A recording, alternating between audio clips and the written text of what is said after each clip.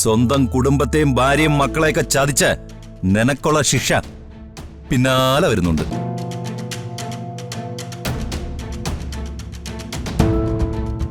അടുത്തത് അവന്തികയാണ്. പിടിച്ചോണ്ട് പോടോ. സാർ. വരണം വരണം.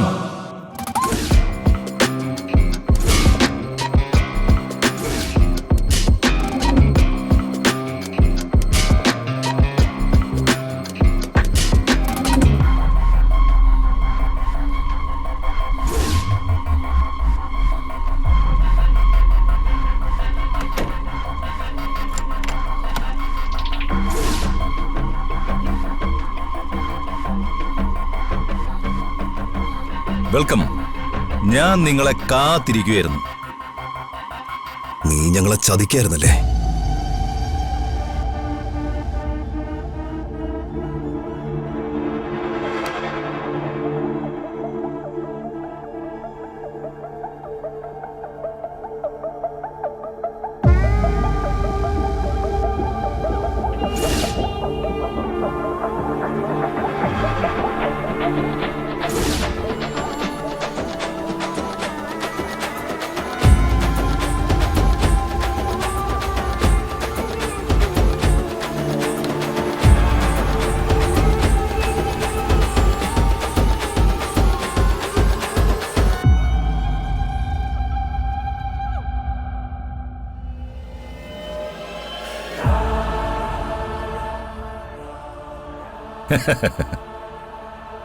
സുഗതം മേനനെ കാണാൻ വന്നതാണല്ലേ? ഇതാ സുഗതം മേനൻ.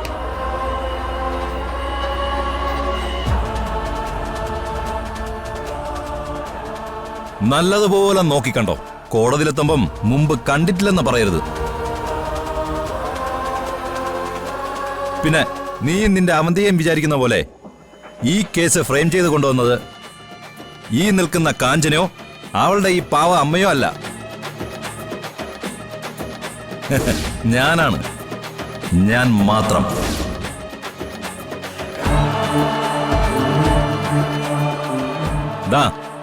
ഏത് വലിയ കൊമ്പത്തെ ചക്രവർത്തി ആയാലും ഒരു പോലീസുകാരൻ നെഞ്ചും വിരിച്ച് മുന്നിൽ നിന്നാ എത്ര വലിയ കുറ്റവാളിയും പിടിക്കാൻ പറ്റുമെന്ന് ഇപ്പം മനസ്സിലായില്ലടാ.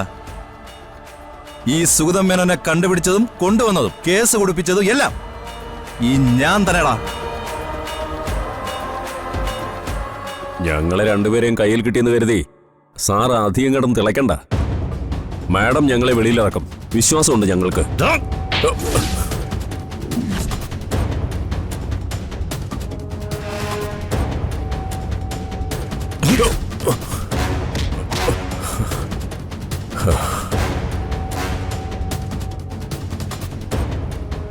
ചവിട്ടി കൂട്ടറവനെ.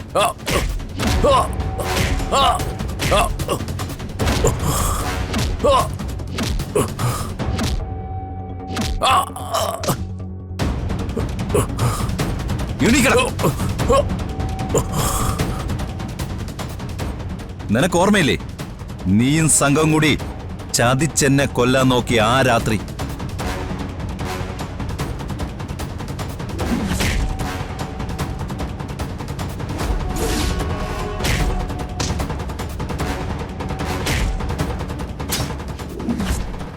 ഒരു രാത്രി മുഴുവൻ ചോര വാർന്ന് ഞാൻ നടറോടി കിടന്നു.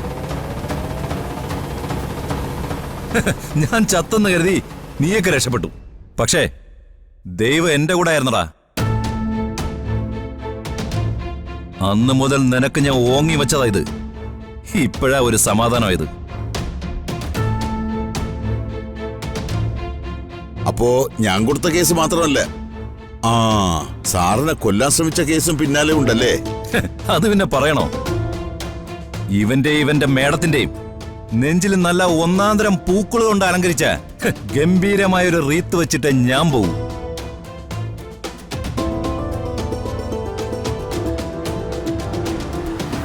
സ്വന്തം കുടുംബത്തെയും ഭാര്യയും മക്കളെയൊക്കെ ചതിച്ച് നിനക്കുള്ള ശിക്ഷ പിന്നാലെ വരുന്നുണ്ട്.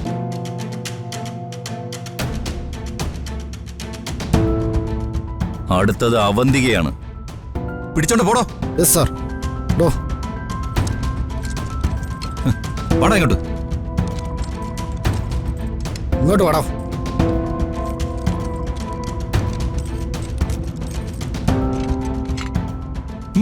സാർ കൊണ്ടോ. നടക്കട അങ്ങോട്ട് നടക്ക്.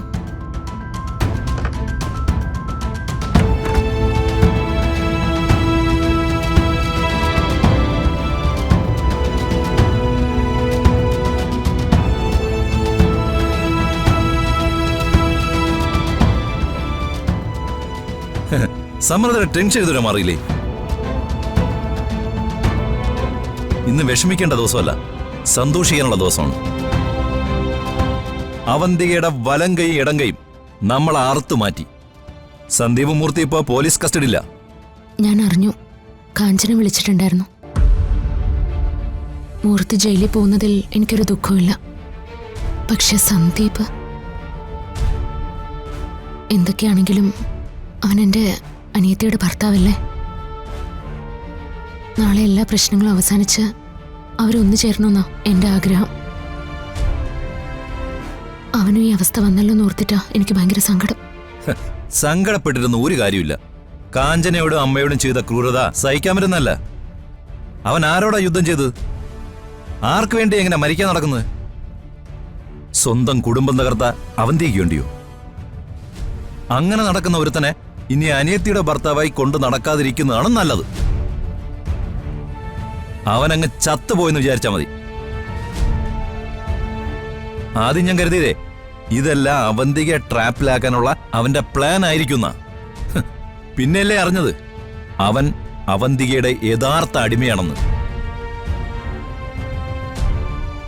അവനെക്കുറിച്ച് ഒരു പ്രതീക്ഷയും വേണ്ടാന്ന് ആതിരയോട് ഞാൻ പറഞ്ഞോളാം.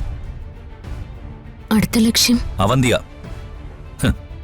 അവളാണ് നമ്മളെ അടുത്ത ലക്ഷ്യം. അവളുടെ സമയം തുടങ്ങിക്കഴിഞ്ഞു. താമസിയാതെ അവള് ജയിലും ആവും.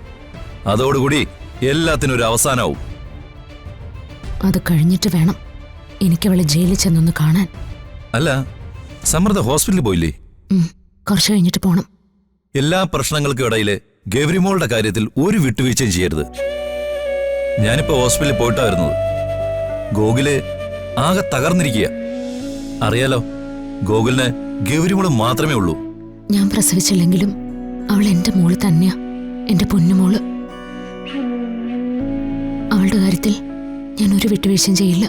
സർജറിയുടെ ഡേറ്റ് മിക്കവാറും ഉടനെ തീരുമാനിക്കുന്ന ഗോകുല് പറഞ്ഞത്. എത്രയും പെട്ടെന്ന് സർജറി നടത്തി എന്റെ മോൾക്ക് സുഖാവണമെന്നുള്ള പ്രാർത്ഥന മാത്രമേ ഇപ്പൊ എനിക്കുള്ളൂ. അത് കഴിഞ്ഞാ ഒരു പ്രശ്നം ഉണ്ടാവില്ലെന്നാ ഡോക്ടർ പറയുന്നത്. ബാക്കിയെല്ലാം ദൈവത്തിന്റെ കയ്യിൽ.